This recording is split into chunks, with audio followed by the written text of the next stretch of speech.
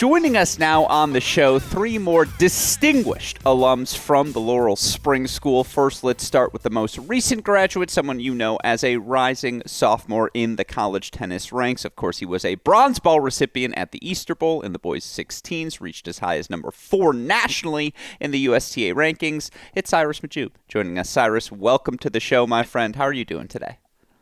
I'm doing good, thank you. Thank you for bringing me on here. And just to clarify, I'm a rising junior.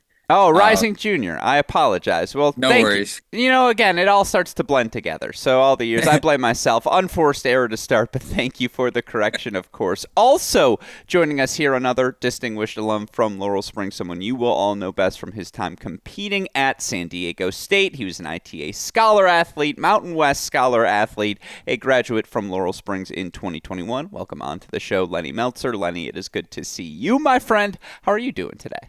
Thank you very much for having me as well. I'm doing great. No, it's great to have you, and it's good to know that my reading capabilities are getting better as we go, and I got that resume correct. So 1 for 2. The last one, hopefully we nail. He is someone you all will know best as actually a returning guest to this show, of course, now an inductee to the Florida State Hall of Fame for his time competing there in men's tennis. Welcome back onto the show, our friend J.Y. Aubone. J.Y., it is good to see you. Welcome back to the show. Hall of Fame. Some would argue that just means you're getting old. How are you doing today, my friend?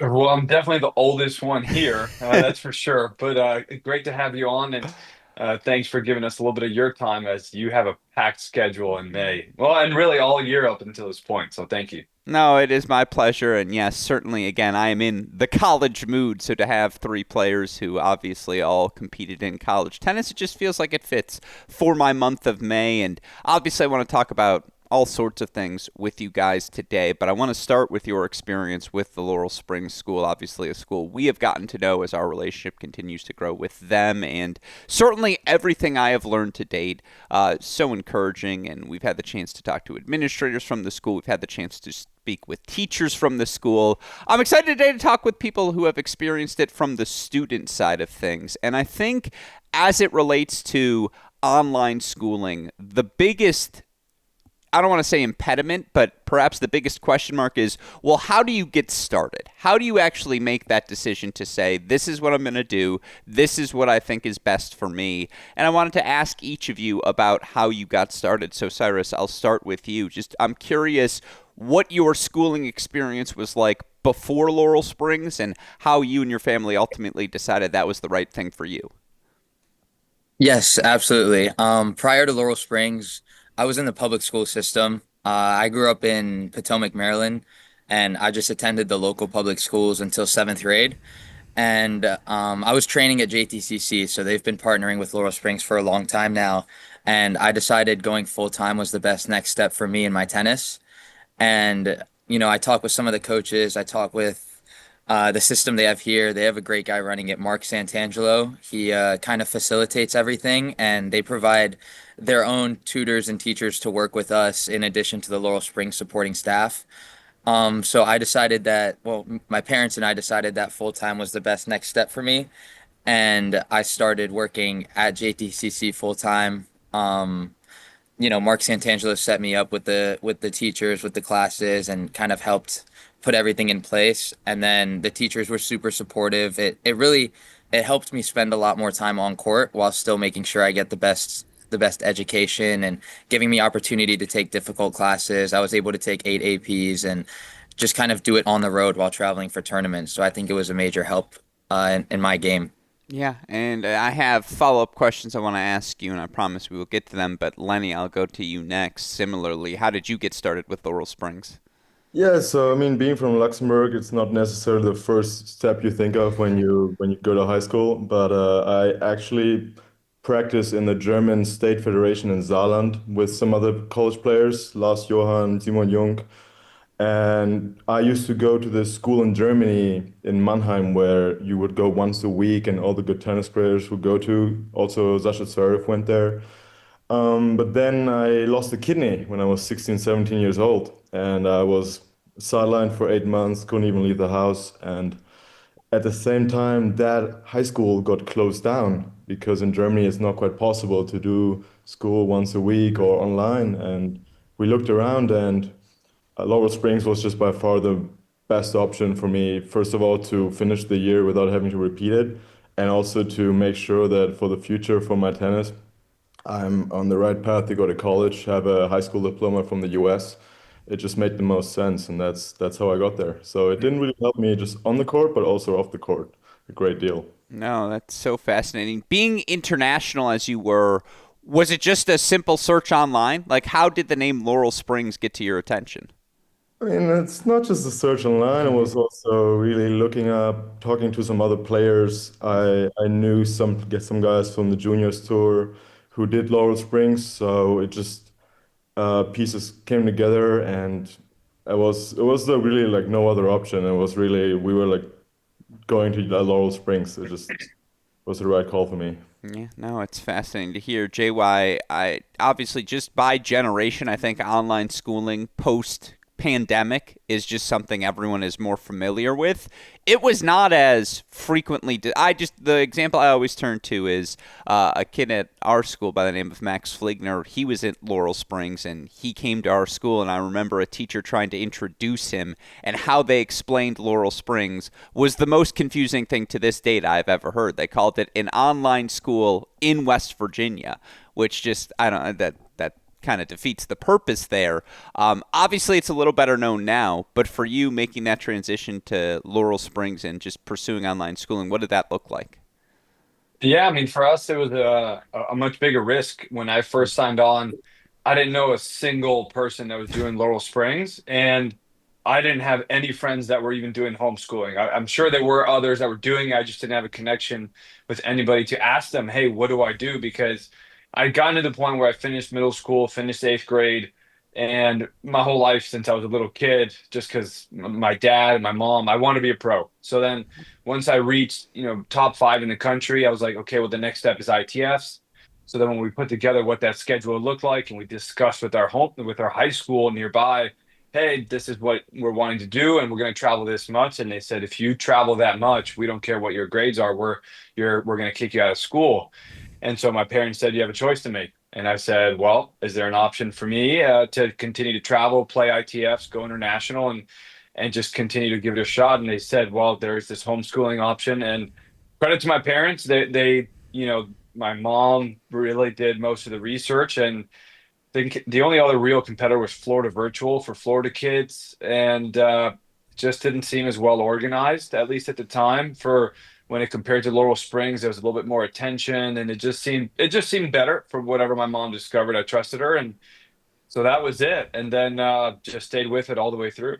Yeah, you talk about making that transition, and again, for all of you, I hear a similar theme of in pursuit of pursuing your tennis aspirations, and I'm curious, how are those first months of transitioning, JY? I'll start with you making that. I mean, first of all, when you make that decision, how much was it parents driven versus ultimately it came down to you? I'm just curious how much leeway were they willing to give you in a moment like that? And, again, how is it when you make that first decision, when you make that transition? Is it an awkward switch having gone to day school the first, 13, 14 years of your life? Yeah, it was very different. Especially would love to hear Lenny and Cyrus's thoughts because we didn't grow up with computers or phones that actually worked. Like, so I mean, I didn't even have a cell phone when I went into high school. So the computers were like, laptops were over like 2 grand. It was impossible to get it. No one bought laptops. Also, there wasn't a big need for it. So when I finally got one, it was just weird to even be on a computer. I didn't really know how to work it.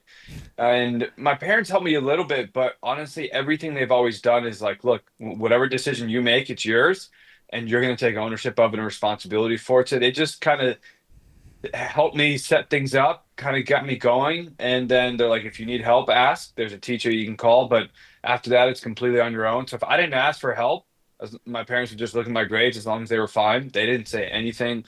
They didn't tell me when to do it. It was very hands off, which really helped me, I think, when I got to college because then I was used to just taking control of my own schedule. So, but it was very weird. I was still practicing with other kids, so it was fine. But yeah, it was very weird. Yeah, I can only imagine what that was like for you, Lenny, making that switch. Was it seamless? I mean, obviously, you were dealing with some things health wise, as you alluded to, prior to making the transition to it. What was that, this just being fully online? What did those first few months look like for you? How did it open up the rest of your schedule? I would say I had the luxury of having those health issues, so I didn't really get too many like comments from my mom, for example, because Okay. beneficial in all ways. But it is quite the change. You don't have as much interaction with people necessarily anymore that are outside of tennis. And you don't really have those due dates. You have those final due dates, so you have to get everything done. So it takes a lot of responsibility, which is something that for all of us tennis players is something we have to get anyway. So it's quite fitting. But I felt very comfortable with it. It's very well organized, and my grades actually were much better at Laurel Springs than it was before. So it was a very Yeah. seamless swim. No, that's awesome to hear, Cyrus. How long did it take you? The first artificial due date. Was it the night before you finished that paper? You finished that assignment? Like, what was it like to have, I guess, those self imposed, as Lenny's alluding to have to begin to self impose due dates? Was that difficult at all for you? And just, what was it like getting started? I actually preferred the self-imposed due dates. Just knowing everything was due at the end of the semester and getting access to all the assignments kind of gave me an opportunity to get ahead. So I'd have to worry less when tournaments started and I was incapable of doing as much work during the weeks. Definitely the first couple weeks were a little weird. Similar to JY, I never owned a computer before. I actually I did my first assignments. I wrote my first essay by hand and took pictures to submit. Like I was not ready for the computer and online schooling. But I think definitely being in an academy where they were partnerships and other kids had gone through it helped kind of help the transition for me because I had people that were older than me that could kind of explain it to me that have already been there. But I think I adapted to it pretty quickly and I kind of took advantage of getting access to every assignment to just try and get ahead and kind of stay on top of it. But similar to what Lenny said as well, it takes a lot of discipline and responsibility. And my parents, they were not too on top of me or strict once the school started. At first, they were, especially my dad was a little skeptical of switching from public school in a good area to online school. But once it all started up, they were pretty trusting of me to get it done. Yeah. Was that first essay in cursive? Like, what are we talking about here? How many pages did you have to send photos of? No, it wasn't in cursive. I sent 3 pages of just like handwritten stuff. So it really wasn't ideal, but I got used to it pretty quickly. My teachers were asking like, "Yo, like what are you doing? Just type it up." I like that. No, that's fun. And, you know, the communication of it all, and I want to start with you, Cyrus and Lenny, because I think it'll be more similar to how students now communicate with these teachers. How long does it take to get comfortable communicating? Because obviously, when you are in school, the teacher's right there. You can go up to them, or she can call you to the desk, and I suppose you can't avoid the teacher. There's just no avoiding a conversation that has to be had. How long did it take you, Cyrus, to develop that sort of communication, that sort of trust to where you could go to your teacher knowing, hey, I know they're going to respond and we can talk, that communication becomes sound enough to enhance the educational experience? Yeah, it definitely took a little bit, I guess, because I was younger and just traditionally you're kind of face to face with the person instead of, I guess, a teacher you don't know too well or someone that you haven't had too much interaction with. So it definitely got a little bit, it took a little bit of time to get used to and get more comfortable with. But as the process went on, I kind of realized more that the teachers are just looking out for your best interest. They're willing to talk. They're willing to just communicate quickly via email, whatever you need. They're there for support. So I think once I realized that, it got a lot smoother, but it definitely took a little while to get comfortable. Yeah, for you, Lenny, what resources were made available too to just so for people who don't know, so that you can build those sorts of relationships, to Cyrus's point, with your teachers as you go. Yeah, so I wanted to start off first of all, being international, Yeah. communication kind of started already earlier because, like transcripts from international high school come over and everything. So I had a lot of communication with Laurel Springs staff way before I even took my first class. So I think that really helped getting comfortable in that environment of asking for help or sources. And honestly, that online portal we use at Laurel Springs is extremely helpful and it has all the information needed, to be honest. So most of the time, you don't even need to really ask for advice because you can basically find all the resources online in the portal. Yeah. No, it's again speaks to how Laurel Springs makes this transition so seamless for all of you. What was that like for you, JY? Just you kind of alluded to also the fact in terms of just interactions in general. Yeah, you were still hitting with people, but making sure you made time to communicate with teachers or other students, finding out about other students in the Laurel Springs program, so you could say, "Hey, are you doing this as well?" What did that process look like for you? Yeah, again, just so different. I mean, we're talking about, 23 years ago, something like that, right? So, I mean, I don't think like we didn't have Zoom, we didn't have video calls, none of that ever existed. Skype started to come on a little bit, but it was really used by international and junior tennis players. It wasn't being used by Laurel Springs or anybody at all. So really it was just phone calls. But I mean, I don't know, I just felt with the curriculum and the way everything was set up, I didn't really need to ask many questions. It was just very well organized. I knew where to study, I knew where to look, I knew what to look at. The only thing I struggled with, I think, was when I had to do it was like biology or chemistry, because then I had like actual like lab work to do at home. Like, man, I don't know how I did it. I never thought anything of it. But there I had to call a lot and ask questions, and they were always there to help. No, I love to hear that. And, as you hear about Lenny and Cyrus's experiences and, you now coach, you consult, you help players through these sorts of processes in your career, how do you view the development in online schooling compared to your own experience? When you hear Cyrus, Lenny talk about how they went through Laurel Springs, how does it help? I mean, how do you go about when players approach you with questions about it, knowing what that modern experience looks like? Yeah, look, I will admit I've changed my perspective on homeschooling. So when I would say the first years I started coaching after I did it, I reflected on my own journey and I thought, if you're not on the way, if you're not already like top 20 ITF, one of the best kids in the world playing junior slams, I was like, I don't know if it's a great thing. But now considering everything that they've come up with technology, and there's so many more kids doing it now, like you are not actually alone. Like I was hitting with a lot of adults. I had no like real social life. Like I would hit with some kids, but still very, very few, and I had to really go out of my way to find it. And then it would usually be in the afternoons, which then it's like, well, why am I homeschooling if I'm still not even like really practicing sometimes until the afternoon? But I think now it's so much easier to find academies that have multiple kids that are homeschooling, where for me, it didn't exist anywhere. So I think I've completely changed my mind on it. And the only thing I just try to tell people is I think if you want to go homeschooling, you can still have an unbelievable education. Because that was a big thing for us growing up, right, Alex? Like parents were afraid if they homeschooled, colleges wouldn't accept it. They would be afraid they wouldn't get into a great college. And so they felt like they were very afraid of the risks. And now I think knowing you can get into an Ivy League, you can get into any college, it's so much, there's a lot more confidence in the system. The only thing I ever suggest to families is if you do want to go along this route, I just don't think it's a great idea if you're going to do homeschooling, but that you don't have a great academy with other kids doing it nearby. I've seen some kids where they sign up for homeschooling, but then they literally just hit with adults all day long. Generally, then that's probably not as fun. And then that puts too much pressure on if they're not winning, then it's like, why are they doing it? Because they don't even get to have any social interactions.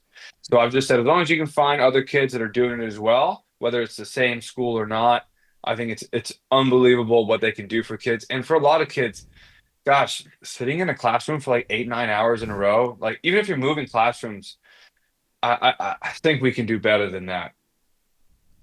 Go ahead, Cyrus. Yeah, just to add on to what JY was saying, I think even my parents, when I was transitioning to online school, especially my father, had some similar worries.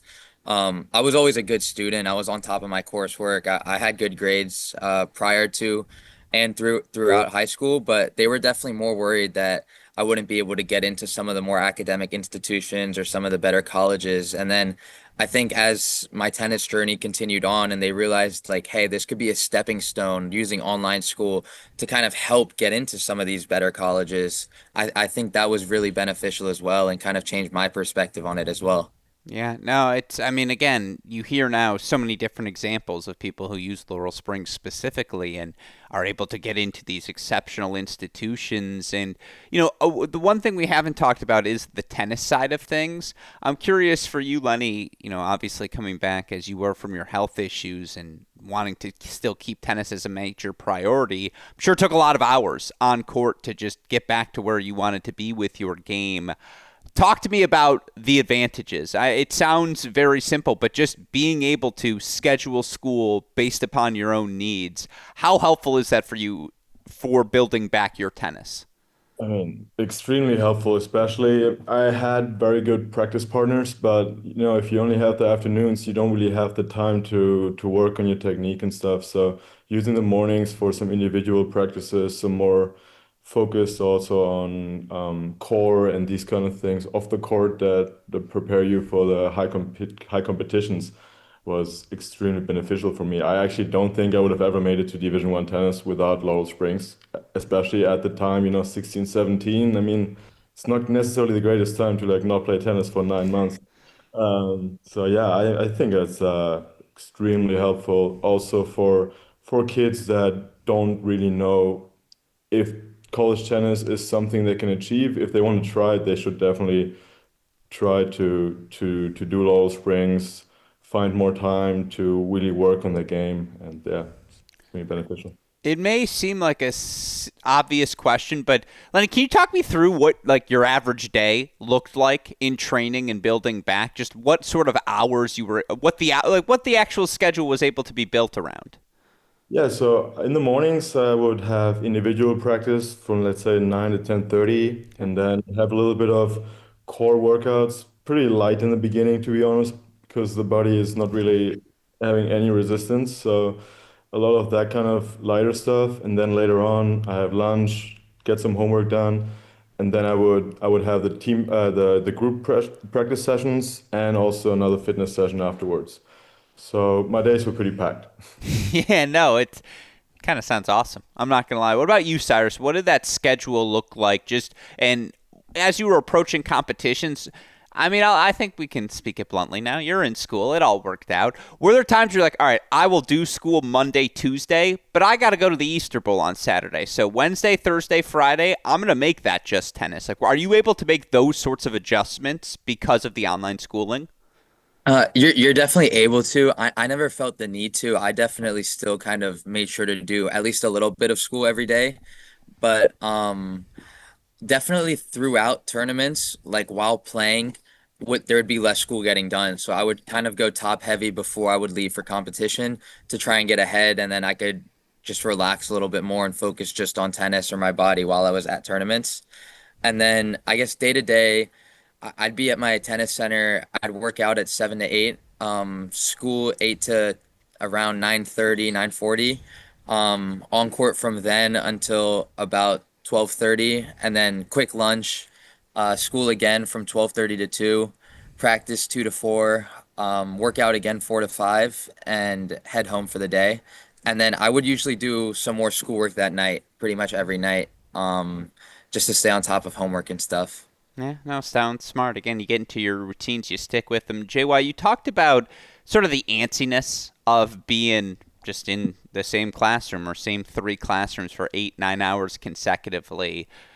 In your experience working with kids, do you see a different freedom? Like kids who have that mobility of an online schedule versus kids who are coming to the facility after a long school day. Like what does that tangibly look like from a training perspective? What are the differences do you think between those two experiences? What did your experience look like schedule wise as well?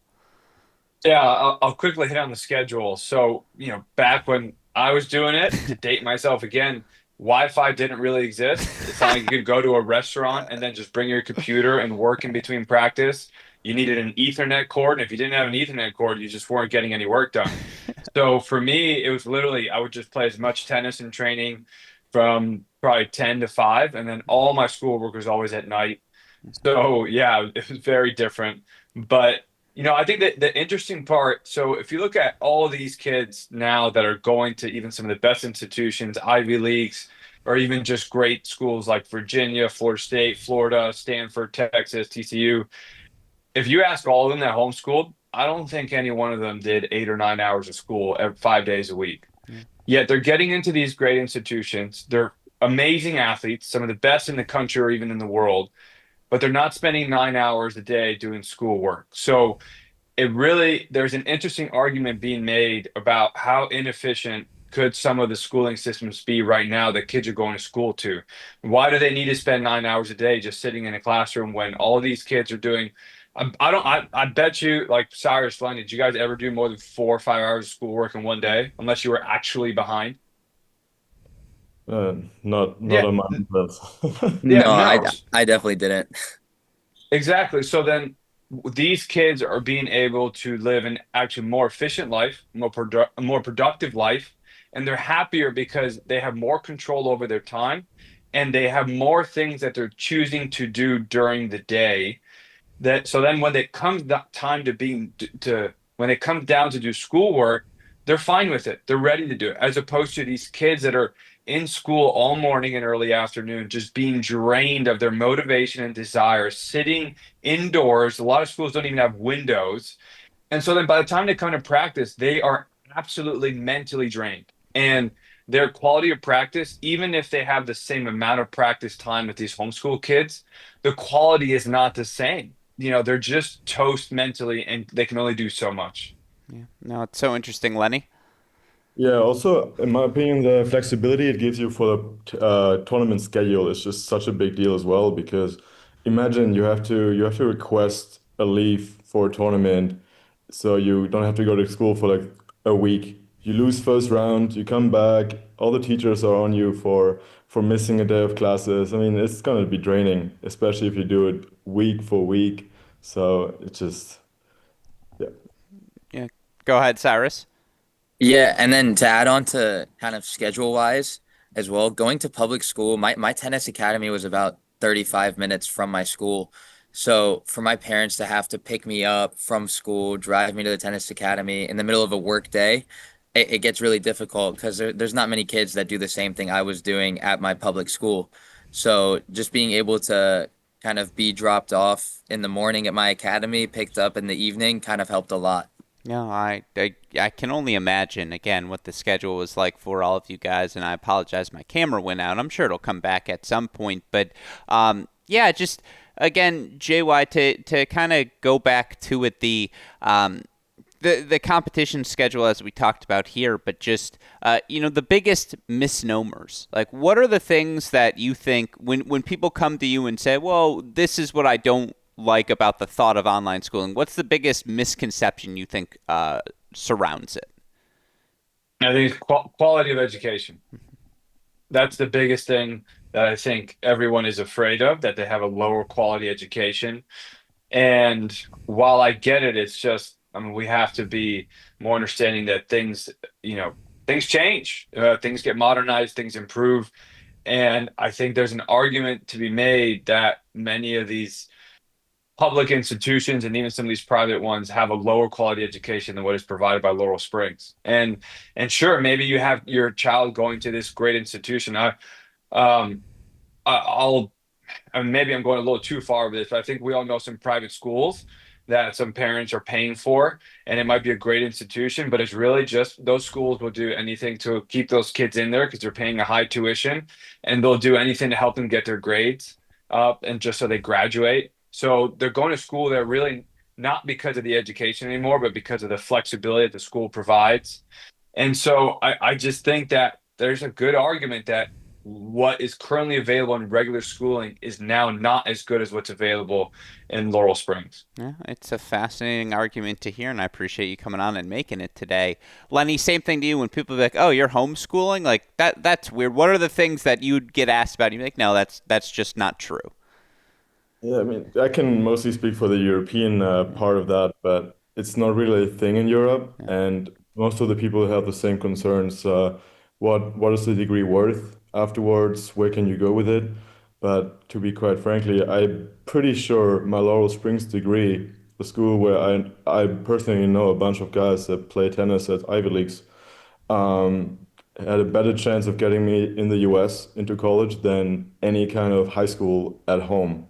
Um, and especially for for athletes that want to go to college, it makes total sense to earn a high school diploma from the US. Yeah, no, that's fascinating to hear, and certainly a big piece of why we at Cracked Rackets became aware of Laurel Springs is so many international athletes are able to have success with it. What about you, Cyrus?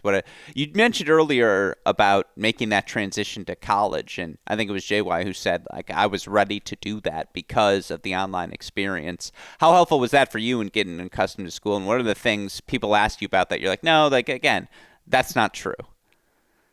Yeah, I actually think it was super helpful getting accustomed to college. I mean, I guess the college schedule would be pretty similar. You do different classes on different days. You have a small window to do school, and then you kind of need to get the rest of your work done in the evenings or whenever you have a little bit of free time. And I think doing that from a younger age kind of helped me just be able to focus for short periods of time and get a lot of work done, whether that's in the evenings or whether it's while on the road in the airport. That really helped a lot. And yeah, I guess the most common misconception is quality of education. And like they argue over kind of the same private high schools or it being a better education. But I also feel that Laurel Springs prepares you for different things and for getting ready for college more than some of these top private institutions or top public schools could even, just because you're working on time management, you're working on efficiency when you're working, learning on the road, just so many other things that go into account when you're an athlete playing college sports. So I think it was very beneficial. And then I guess especially after COVID, where it became more popular, kids aren't really judging it as much.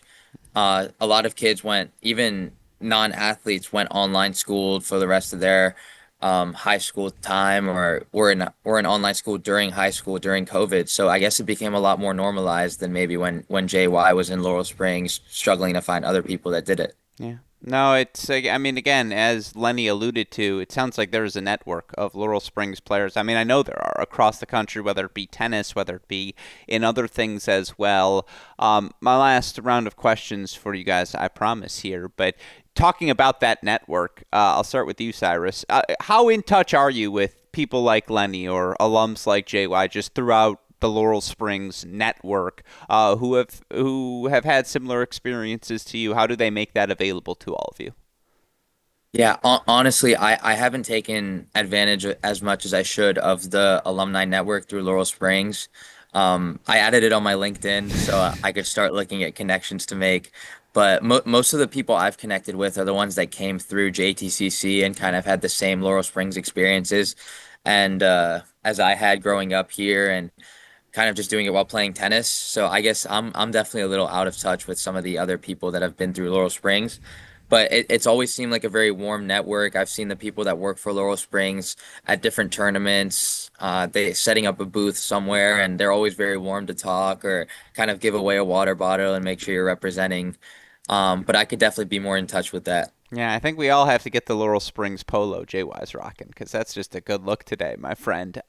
Lenny, what about you? You mentioned some of the people you know at these Ivy League schools, the international aspect of it. Is there a connection between you all? Not really. I have to admit, I'm like Cyrus in that sense. I did not quite actively look out for these specific connections. It's more, you know, a guy who happened to do the same thing as you, so you connect about that. But they do offer a lot of Laurel Springs alumni events, and also there's an alumni group on LinkedIn. Like Cyrus said, I'm actually also in it. So maybe in the future, after I'm done with my own school, I'll look more into that. Yeah, that's the problem. You guys are young. You don't need to look at alums yet. You're still in schools. JY, to be, dare I say, again, one of the pioneers. Like, there's not, this was not a popular thing, nearly as popular in the decades prior to where we are now. What does it mean to you to see the continued growth of Laurel Springs? Do you hear its name just far more frequently than once upon a time? Yeah, I definitely have a stronger connection to students now than I ever did. Yeah. And a lot of that is because of my coaching as well. Again, on the alumni side, there's just not many my own age that I got to see in tennis or meet that did it. But so everyone that's younger now, I'm coming across way more people. And then on the coaching side, able to talk them through what they're going through and connect with them. So I'm more connected now, but through current students than I would say alumni. So there's an amazing alumni network that's grown, and I think that's amazing for these people. I think Alex, again, we can understand, and Lenny and Cyrus will understand later on how important relationships are to build a network as you get older. So, hopefully they can take advantage of what's currently available because it's amazing. I think it's amazing to see what Laurel Springs has really become. For me, what I saw it was just as a platform to help me. But now just a little bit more on the outside looking in and seeing what it's done to help others has been tremendous. And hopefully that network grows. And, there's going to be a point in time where there's more Laurel Springs alumni than a bunch of other high schools. Yeah, no, I mean, again, it's because of that alumni network, I'm able to bring the three of you on this show, and we're able to hear about these experiences. So certainly it's a network I have grown to appreciate. My last question for all of you. What was the one class at Laurel Springs you enjoyed taking most? Just for people at home who are curious. All right, I want to know what does the academic experience look like for online schooling in general? I'll start with you, JY. What was your favorite class of the Laurel Springs experience? Man, I'm going to be the actual honest one. I can't say I had a real favorite one. So world history, I always love world history. I just can't get out of that. I gotta ask Lenny and Cyrus like about their lab work for like biology and chemistry. I'm still like, man, that was a very interesting experience for me. But I loved world history. Um, it just the ability to just read and learn and just see everything that's going on. And then also then because I was traveling and playing, it was pretty cool. Then when I got to some of these other countries and cities and something I may have read, then I'm also, getting to experience firsthand. No, that's awesome. And maybe I should change the question because of what you mentioned there, JY. So I'll go to you, Cyrus, in a similar vein. What was the most memorable class experience you had during your time at Laurel Springs? I was actually gonna attest to the lab work. That was definitely my least favorite and most memorable experiences. Those labs were brutal. I had to take like pictures of myself.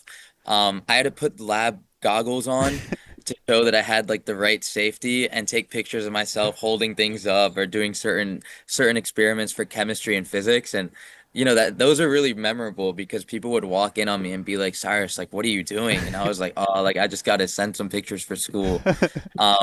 But then back to the favorite, it was probably I took AP Calc and AP Stat, and I've always just enjoyed math and kind of learning those tougher subjects. So that was definitely my favorite. Yeah. But most memorable would have to be those science classes. No, I like that. Lenny, apparently I should be asking you guys about your most memorable dissection that you guys had to go through, because that's what I need to be hearing about. But talk me through, what was your most memorable experience? I have to admit, I completely forgot about those lab works. I have to like when he talked about the goggle pictures he had to send in, I remember it. But for me, the most memorable one would probably be marine science Okay. because I mean I live in Luxembourg. There is no ocean anywhere close, and so that class actually made me want to take marine biology in college, which then I realized if I ever want to come back home afterwards, it's not going to do much for me. So I decided to go with something else. But yeah, that marine biology was probably my favorite. So I like that. JY, tell me the road life lab. Like, where in Europe were you dissecting a frog? No, I made sure like I would get ahead of the work. Like, sorry, Laurel Springs, but when I traveled, I didn't do any of my chem work, so that was all at home, and like I would just go home and knock it all. I'd spend a whole week doing just chem work Yeah. because I was then behind, or I'd get ahead, so it was all chem stuff. And yeah, I was afraid of blowing up the house one day or something. I had to light something on fire. It had some gas. I had to have some help. Let's just say that. That's awesome. I love that. No, that sounds again, those are what you hope for in an educational experience, right? It's just something memorable that will say, okay, this is my chemistry experience, this is my biology experience, and, now I know moving forward. Like, yeah, for me, I knew AP Chem wasn't for me pretty quickly. And so I guess it's to get to come to that at your own time it's it's what makes education so fun. And certainly, again, it's been so fun to have the opportunity to have each of you today to share your Laurel Springs experiences, and again, help others understand why it's a pathway so many are choosing to take, and why we here at Cracked Rackets are so happy to be partnered with them moving forward. So again, Cyrus, Mahjoob, Lenny Melzer, Jean-Yves Aubone, thank you guys for taking the time to chat with us today. Appreciate you coming on this show, and obviously appreciate you guys being candid and sharing all of your experiences.